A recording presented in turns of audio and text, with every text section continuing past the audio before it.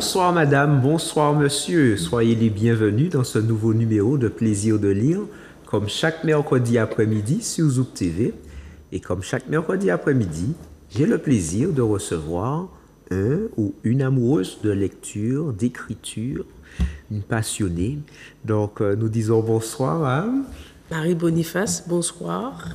Marie Boniface. Nous te souhaitons la bienvenue sur le plateau de Zouk TV. Merci beaucoup. Comme d'habitude, nous allons nous plonger dans des horizons, on pourrait dire, nouveaux, symboliques, mais qui vont aussi nous permettre de réfléchir sur notre situation, notre façon de faire avec soi-même, faire avec l'autre. Donc, nous retournons tout de suite vers notre invité. Et de quoi vas-tu nous parler? Je vais vous parler de mon troisième ouvrage qui vient de sortir, qui s'intitule Rose et Femmes. Pour ne pas dire Oser Femmes. Voilà. D'accord. Rose et Femmes. Donc, en tout cas, sur la couverture, on voit qu'on a la couleur rose, mais pas que. Il y a d'autres couleurs, effectivement. Il y a de l'orange, du noir, du blanc et Femmes. Rose et Alors, Rose et Femmes, mais tu as dit pour ne pas dire Ose et Femmes. Oser Femmes. Voilà. C'est un jeu de mots, en fait. Oh. Alors, je sais que tu aimes bien tout ce qui est poésie. Est-ce que dans cet ouvrage, on va à contre-courant de ce que tu as fait jusqu'à présent ou il y a une certaine continuité? Je dirais que je vais à contre-courant, mais en même temps, dans le deuxième ouvrage, je commençais déjà à écrire de façon poétique. Et le troisième, je me suis vraiment lâchée en termes de poésie. Alors, pour ma part, je ne considère pas ce livre comme un recueil de poésie, mais plutôt comme un recueil de textes poétiques. Voilà. Je raconte des petites histoires qui sont toutes liées, mais de façon poétique.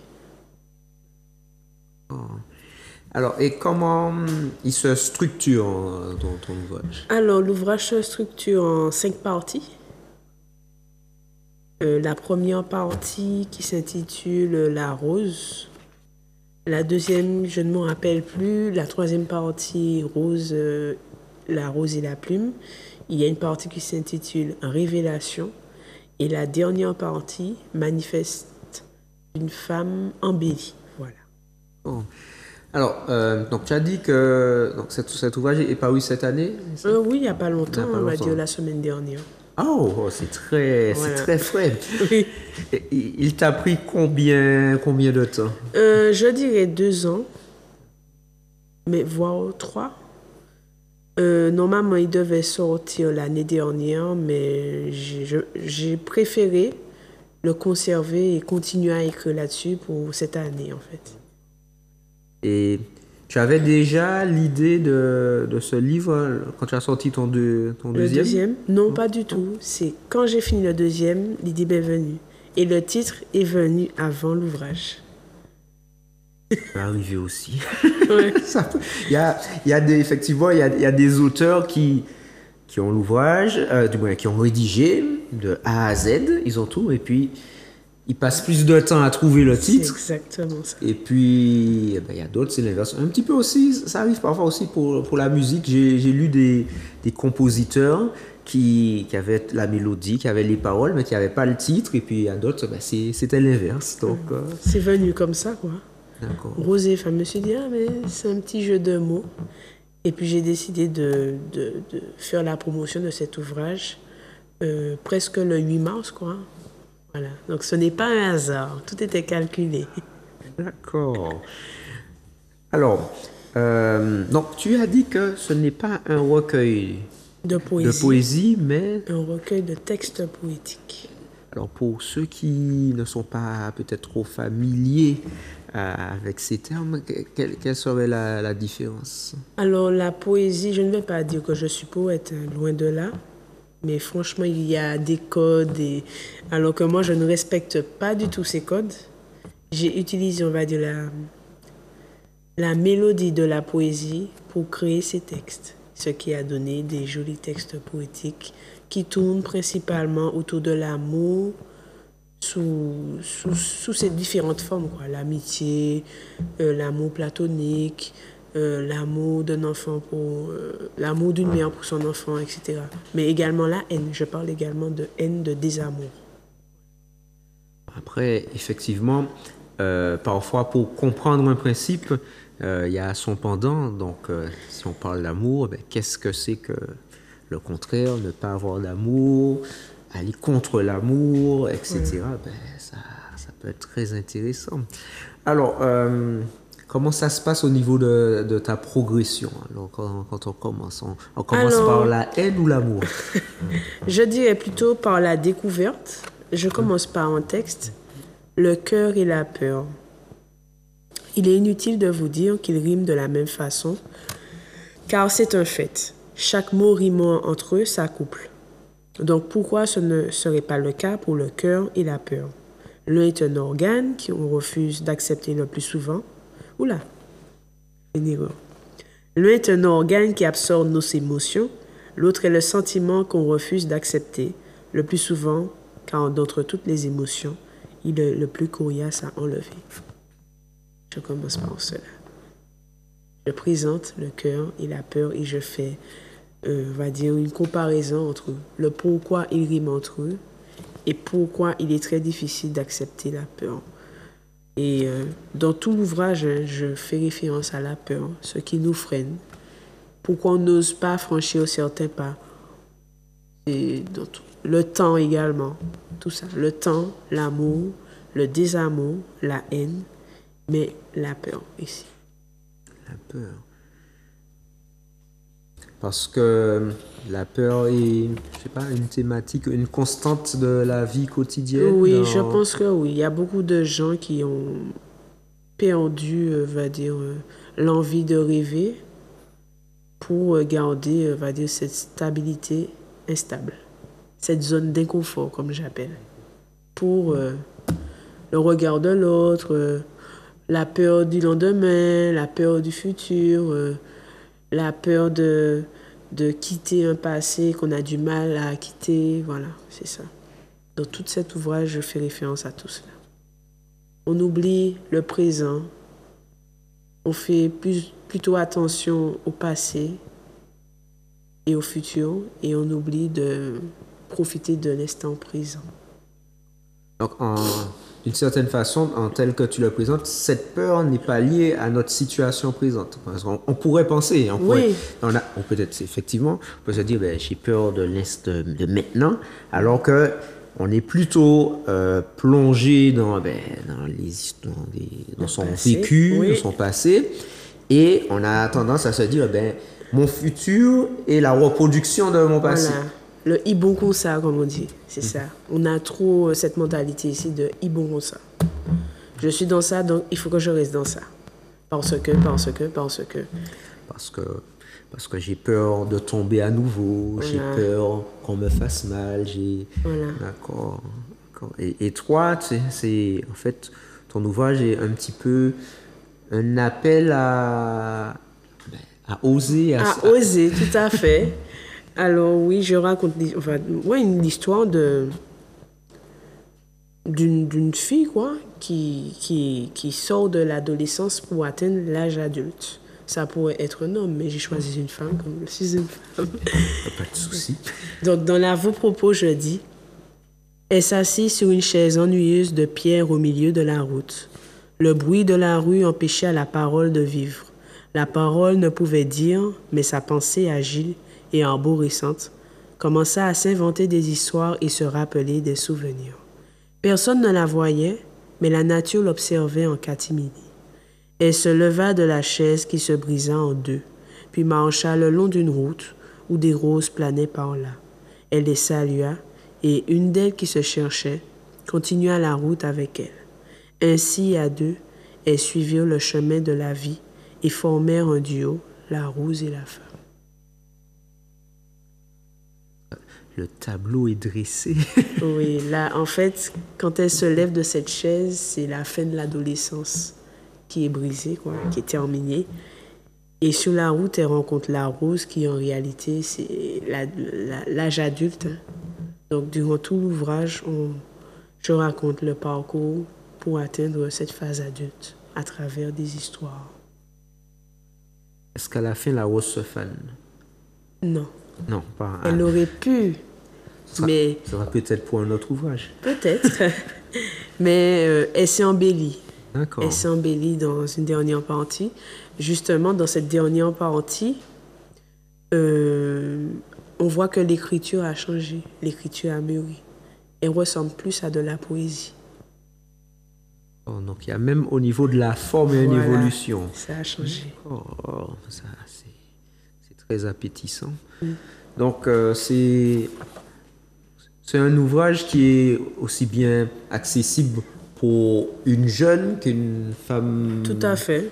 plus Plus âgée, oui, plus oui, âgée. oui. Après, je n'ai pas encore eu de retour, donc j'attends.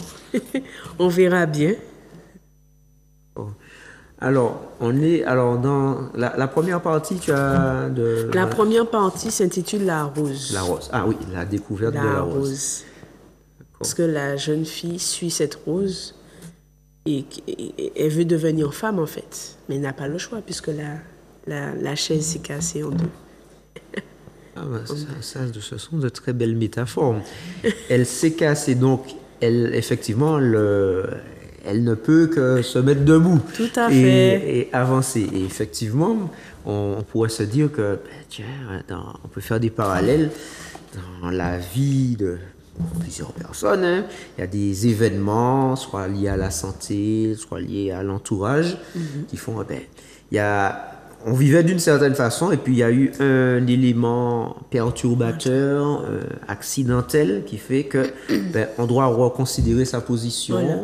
On doit agir malgré soi, peut-être parce que c'est pas ce qu'on avait prévu, ou on aurait peut-être préféré aller dans une autre direction. Et puis, donc, voilà, la chaise s'est cassée. Et j'ai trouvé cela audacieux de cette jeune fille de ne pas avoir essayé de rafistoler cette chaise. Parce qu'il y a beaucoup de gens qui rafistolent les chaises du passé et qui, quand ils s'assoient dessus, ben, la chaise peut rester un moment debout, mais à un moment donné, avec tout le poids, avec toute la tristesse, avec tous les chagrins, avec tous les si j'avais su, et bien au final, la chaise se casse à nouveau. Cette jeune fille n'est jamais revenue en arrière. Et elle n'a pas essayé d'acheter une autre chaise. Non, elle est restée debout. D'accord. Et juste pour taquiner un peu, la rose, cette fameuse rose, Oui, elle est de quelle couleur? elle est rose. Elle est rose, hein, rose, une rose rose. Mais elle aurait pu être également bleue. Ça dépend de qui la lira. Parce que je parle de rose bleue aussi. Je fais beaucoup référence aux couleurs dans l'ouvrage. Énormément de couleurs. D'accord.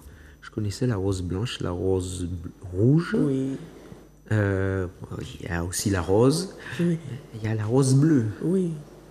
Un homme, c'est une rose bleue. Je sais pas. Oui. D'accord. Oui, qui est pour la porter. Ou...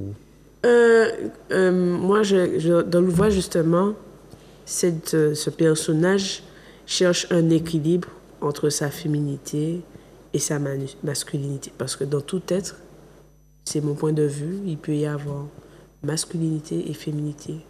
Et c'est juste dosé d'une façon différente selon le sexe. Est-ce que ta rose Oui. dans l'ouvrage, est-ce que c'est comme une rose entre guillemets normale? Est-ce qu'elle a des épines? Parce qu'elle est belle, la rose elle est belle, mais Oui, bien sûr, sur sa route, elle va rencontrer des roses qui ont des épines. Voilà. Et dans la seconde partie, elle va se faner, mais elle ne va pas perdre ses pétales. Au bout de quelques kilomètres, la rose dirigea la femme sur un autre chemin. Et heureusement, elle put s'immiscer dans les méandres de la vie. La route remplie de cratères s'anima de lave et la rose se réjouit des malheurs qui s'y produisaient. ça fait partie de la croissance. Voilà. De la croissance, les leçons. Voilà, les leçons de vie. Les leçons Tout de à vie. fait. Et oui, bon, parfois, parfois ou souvent, ça dépend des tempéraments.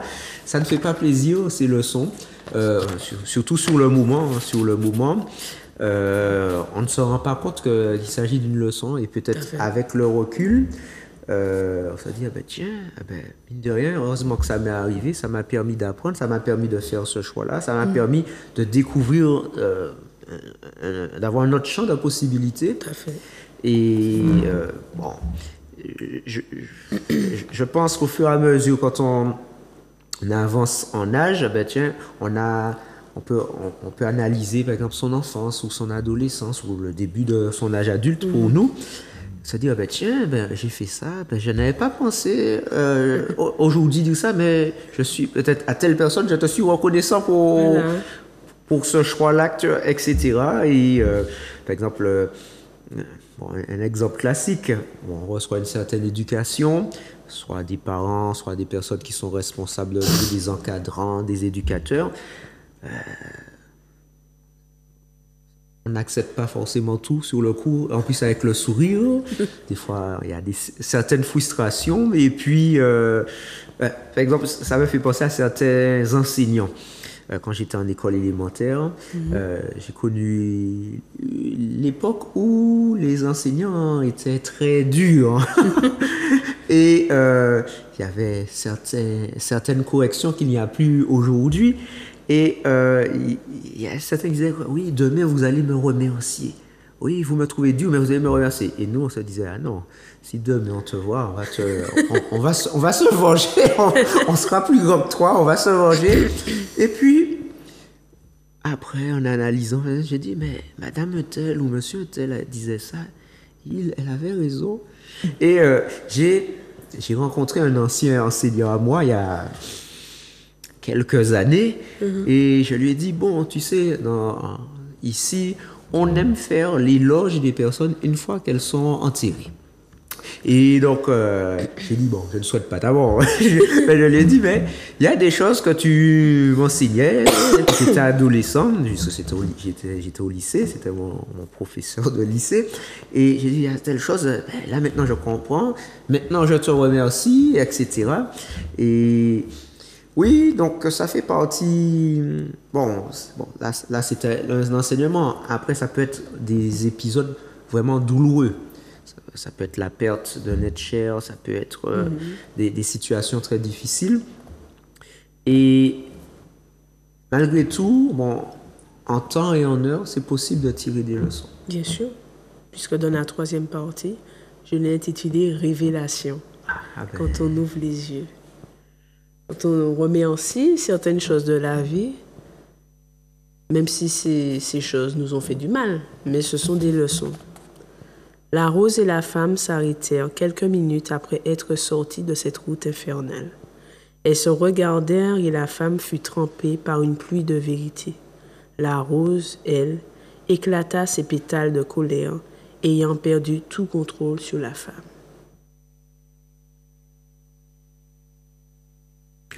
Est-ce que tu peux reprendre la dernière phrase, s'il te plaît? La rose, elle, éclata ses pétales de colère, ayant perdu tout contrôle sur la femme. Ce passage de l'adolescence à l'âge adulte, cela a créé chez cette femme, quoi, on va dire de l'hystérie, quoi. Elle a perdu le contrôle, elle a pris le chemin que la rose lui avait dit de prendre. Et au final, en ouvrant les yeux, elle se rend compte que on peut être femme. Comment expliquer cela? Elle a écouté, on va dire, sa féminité tout entière, mais sans prendre en compte sa partie masculine. Il y a eu comme un déséquilibre qui s'est produit en elle. Et cette révélation-là, c'est le titre que tu donnes à cette partie-là, elle arrive, je ne sais pas, comment est-ce qu'elle prend cette révélation, c'est elle-même qui prend conscience des choses, est-ce qu'elle se fait aider par d'autres personnes ou bien peut-être des événements Alors, j'ai intitulé justement, juste après, un poème, enfin un texte, « Le cerveau a ses raisons que le cœur ignore ». Le cœur, plongé dans cet amour, sortait de temps à autre la tête de l'eau pour voir la réalité qui côtoyait sans cesse le cerveau. Hélas, le cœur, réalisant que le cerveau lui tenait tête, regarda de plus en plus la réalité de la vie.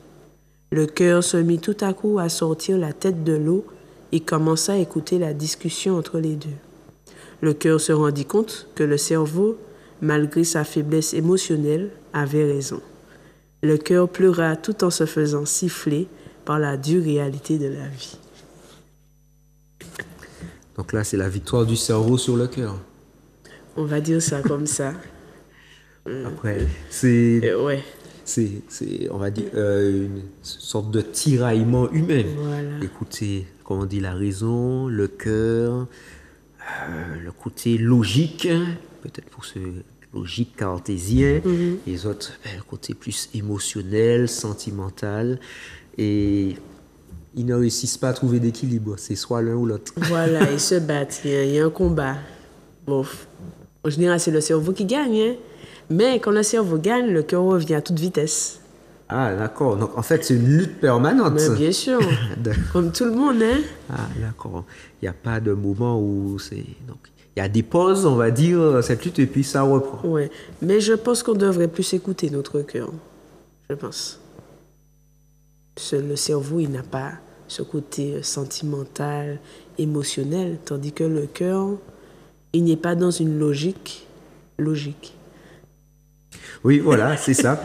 C'est ça. Donc,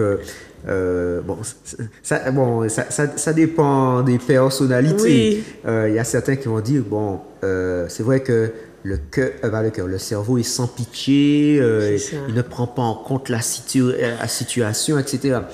Et le cœur, pour ceux qui sont très cérébraux, ils pourraient dire, ben oui, ben ceux qui écoutent leur cœur, ils sont trop dans l'émotion et ils font des choses folles. Bon, folles de leur point de vue. De leur point de vue.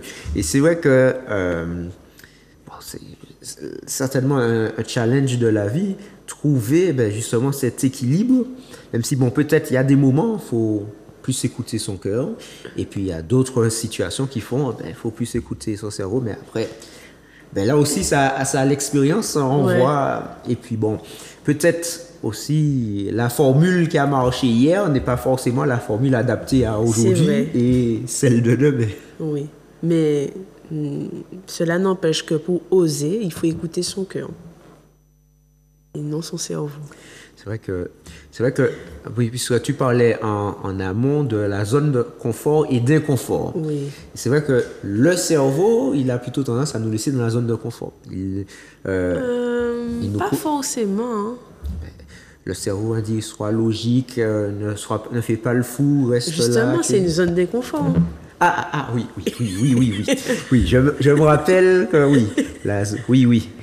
Zone de confort, zone de confort, quand tu présentes la chose différemment. Oui. Donc là, on est en zone de vrai inconfort, dans le sens où on pense être bien, mais on n'est pas bien. Voilà. D'accord, oui, voilà. Donc oui, pour prendre ton lexique, donc là, le cerveau serait dans la zone d'inconfort et le cœur nous permettrait d'explorer la zone de confort. Tout à fait. D'accord. Oui, bon. C'est pas une chose évidente. Là aussi, ça dépend des individus, de l'éducation, parce que bon, il y a des personnes qui, bon, peut-être par le contexte, l'environnement, mais ces personnes ont appris justement à faire attention à leur cœur. Faire attention à ce que tu ressens, ce que tu ressens c'est important. Et tandis que, je ne dis pas qu'ils ont raison, mais tandis qu'il y a d'autres qui vont te dire, non, là, tu agis en personne faible, tu es toujours dans les sentiments, les émotions, sois plus dur, prendre de la distance, déconnecte-toi de ce qu'on dit, ce que tu ressens, voilà, agis un peu plus en mode machine. Voilà. Donc, bon, après, bien sûr, c'est justement aussi l'objet de ta présentation. Sur notre chemin, on fait des rencontres, soit de personnes, d'événements, et puis on tire des leçons. On se dit, tiens, j'ai utilisé ça depuis 5 ans, depuis 10 ans, depuis, entre guillemets, toujours. Tiens, peut-être là, maintenant, il faudrait que se prennent une autre direction. Voilà. Et la quatrième partie, qui s'intitule Muse. La femme devint femme et la rose se retrouva enfermée dans une bulle entr'ouverte dans laquelle elle ruminait souvenirs. Elle toisait la porte et la toute nouvelle femme. Muse lui tenait la main et lui embrassa le front. Malgré le réconfort apporté par ce dernier, la rose se tenait à l'écart et soufflait des oiseaux dans ses yeux.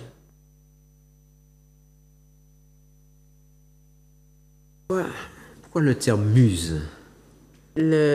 Alors, on dit une muse, Oui. mais on peut également avoir un muse. Enfin, je trouve ça dommage qu'il n'y ait pas ce terme de un muse n'existe pas. Ah bon. Et là, en fait, là, je raconte une histoire, une relation amoureuse. Dans ce passage, cette relation amoureuse qui la pousse à être femme, mais comme elle est rattachée à ce souvenir, à cette chaise cassée, elle a du mal à accepter, on va dire, la muse, le muse, et donc elle fait tout pour le faire fuir. On n'est pas encore dans la partie N. Non, mais dans tout l'ouvrage, on parle de la haine. Hein. Ah, d'accord. Et voilà. D'accord, c'est pas dans une partie stricte. Non, non. D'accord. La haine, C'est un peu comme la peur que j'avais présenté. Voilà, exactement. J'essaie de trouver un thème, un texte sur la haine. Je l'ai lu il y a pas longtemps. Je me suis dit, ah ouais. Je suis pas forcément un amateur de haine, c'est juste comme, je me rappelle, j'avais parlé de désamour, de haine, différents amours platoniques, donc voilà. Bon, si tu trouves, tant mieux, sinon c'est pas grave. Ouais, bon, après, si je le trouve. Ok, donc là aussi, on est dans cette idée de progression par rapport à la fille au début qui était sur sa chaise, continue d'avancer, évoluer et qui rencontre l'amour, etc. J'ai trouvé sur la haine. Ah, vas-y. Lâche. Elle se fait lâche à entendre le pourquoi. Elle se rebelle quand le qui lui est fidèle. Refusant de lâcher prise, elle substitue ses sentiments à sa froideur. Son chapiteau, gracié par la foule au départ, l'érige en tant que reine détestable. Reine détestable au regard horrifiquement froid. Elle se travestit en femelle indomptable, se croyant ennemie de l'incontrôlable. De sa paume des yeux, elle met en bouillie le cœur des hommes. Lâche, minable, psychopathe, solitude elle-même se tue à vivre avec elle. La reine des pétasses, condamnée à la mort, crie sur le bûcher, à la foule masculine à qui elle a englouti les testicules. Brûlez-moi autant que vous pouvez, ma pensée tentaculesque s'est déjà enroulée à la soif de pouvoir de mes semblables. Je raconte l'histoire, l'histoire d'une femme qui rejette les hommes. Un dégoût pour les hommes et malgré tout vit avec quelqu'un. Beaucoup de familles, c'est d'ailleurs. Énormément.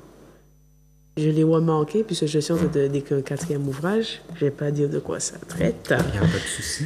Mais oui, là je traite d'une femme qui vit en couple, mais qui a une haine envers les hommes.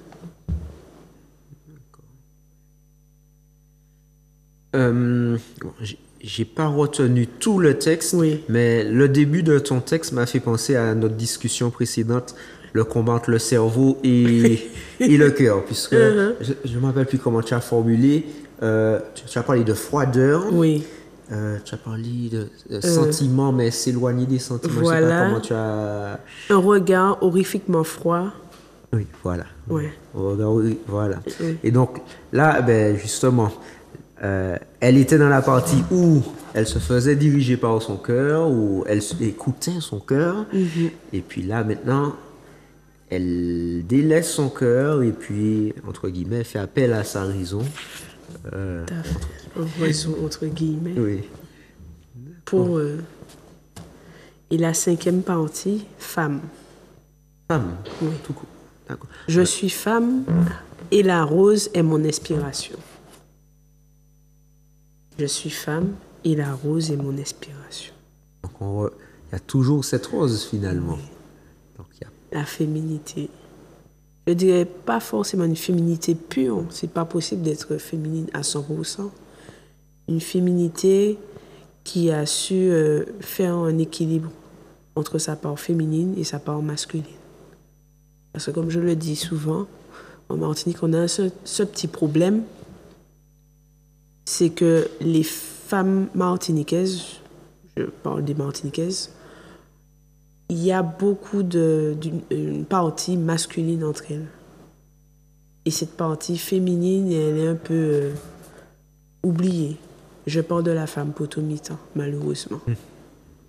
Elle est obligée obligée ou pas, on l'a éduquée à avoir ce rôle masculin et féminin à la fois.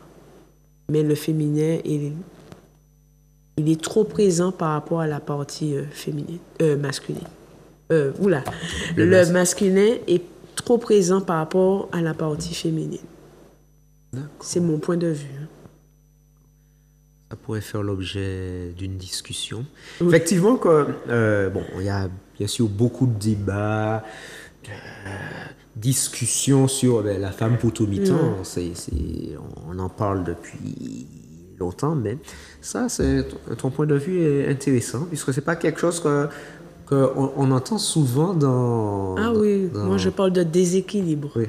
Ah, carrément. Oui. D'accord. Déséquilibre masculin-féminin. Et donc, pour toi, tu trouves que cette image de femme potomitan, la masculinité est bien plus renforcée que... la féminité. D'accord. Intéressant, hein?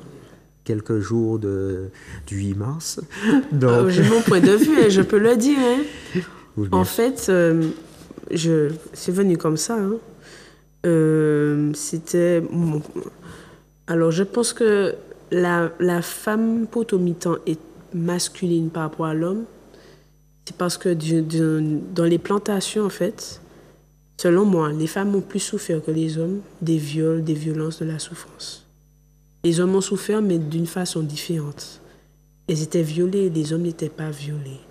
Ce qui fait que ces femmes-là, jusqu'à maintenant, on a tendance à ne pas vouloir exprimer ce que l'on ressent, nos émotions. Les femmes antillaises sont dures. Les femmes de mon âge, moins, mais les femmes plus âgées, elles sont très dures. C'est comme si elles ne voulaient pas exprimer leurs émotions. C'est pas leur faute, c'est comme s'il y avait quelque chose qui s'était tué en elles. Par rapport, héritage, souffrance intergénérationnelle. Mais la chaîne n'a pas encore été brisée. D'accord. Donc, tu penses que c'est plus lié à une question générationnelle, voilà. Donc, et que justement les femmes, entre guillemets, de la nouvelle génération exprimeraient davantage leur ressenti que les femmes plus âgées. Alors, femme, c'est l'avant-dernière partie ou... L'avant-dernière. Alors, je raconte l'histoire de la dernière partie. En fait, normalement, je voulais faire un autre ouvrage. Mais au final, je l'ai intégré dedans. Donc, c'est la... Ah non, c'est même pas la dernière. La 6e, c'est la rose, la femme et lui. Lui, c'est la muse. Et justement, la dernière partie, je l'ai intitulée Manifeste d'une femme embellie. C'était un autre ouvrage, mais que j'ai décidé d'intégrer dedans. Donc, ce sera la surprise quand le lecteur le lira. D'accord. Donc, la 6e partie, est-ce que tu peux nous redonner le titre, s'il te plaît? Je l'avais, hein? La rose, la femme et lui. Donc, il y a maintenant trois personnages. Perdu dans l'insoupçonnable, noir d'espoir, une patience presque inimaginable flirtait avec désir et curiosité. La présence s'agitait dans l'air et réchauffait chez elle la rose et son armoire. Et puis la rose commença à pleuvoir et la femme se réveilla en même temps que l'impatience. C'est alors que la présence se fit chère et descendit les escaliers bonheur. La rose rougit orange et parcourut tous les recoins de la maison. Elle avait éclos et l'armoire se vida pour lui laisser une place immensément grande. La nuit et le temps se firent bousculer par lui et elle, qui sortirent de l'appartement en pestant désir et plaisir. Quand ils terminèrent, un souffle d'extase sourit et la rose s'épanouit, plus qu'elle ne l'était, et lui savoura ce parfum de bonheur. C'était l'histoire de la femme et sa rose. Ça semble bien se terminer. Oui. Non, moi j'aime bien les histoires qui se terminent bien. Non, oui. Sauf que, bon, alors oui, effectivement, au tout début, on avait la rose et la femme. Et puis, donc, entre-temps, il y a eu la muse. Hein. Voilà. Rose, femme, muse. Et lui. La muse, c'est lui. Oui. Donc, il y a une cohabitation à trois Voilà. qui fonctionne. Normalement. Avec du temps, ils ont réussi à trouver l'équilibre. Voilà. Ben oui, hein, c'est un petit peu, je vais pas dire le parcours du combattant, le parcours de tout un chacun dans le sens où, effectivement, on arrive, on est seul, on rencontre des personnes, il y a des personnes soit qui s'embarquent ou qu'on embarque dans notre aventure sur le bateau. Il y a des personnes qui partent entre-temps, soit de leur propre chef, soit par la vie qui les rappelle. Et puis, bon, on reste avec d'autres, on rencontre d'autres personnes, il y a d'autres qui arrivent. Ça peut être, je sais pas moi, par exemple, des enfants. Aussi, au début, on n'a pas d'enfants, donc il y a aussi les enfants. Donc là aussi, c'est d'autres leçons, un autre apprentissage. Voilà.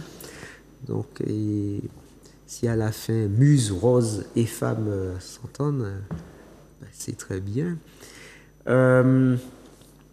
Dis-moi, ton inspiration, elle t'a pris combien de temps?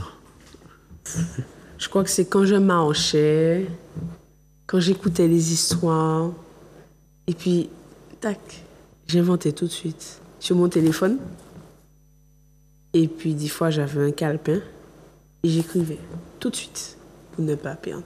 Et puis, je me suis dit, ça pourrait être pas mal, hein, un ouvrage. Ça sortirait de l'ordinaire de ce que je fais d'habitude. Moi, je suis plutôt morbide dans ce que j'écris. Et là, je traite de l'amour, bien sûr. Je parle de désamour, forcément. Je parle de haine. Je parle du temps, de l'absence, de la patience et bien évidemment de la peur. Et je me suis dit, je vais publier. Et cela m'a été confirmé de publier comment c'est quelqu'un qui m'a dit, Marie, tu devrais publier un ouvrage avec tous ces écrits. D'accord. Donc, c'est-à-dire que naturellement, tu réussis à avoir pas mal d'idées, mais tu ne te dis pas au début, tiens, je fais ça pour faire un livre. Voilà. Donc, tu as des idées que tu notes avec différents supports, et en fonction de où tu es, les circonstances, ça sort. Ça sort. Et moi, ce qui m'interpelle avec toi, c'est que tu arrives à penser de façon, même si tu dis ce n'est pas un recueil de poésie, mais de façon poétique, hein, parce que bon, moi je suis plutôt prose, hein, donc quand j'ai des idées, quand je les note, je pense en termes de prose. Mais toi, tu réussis à faire de la mélodie, à faire... De façon, même quand je parle.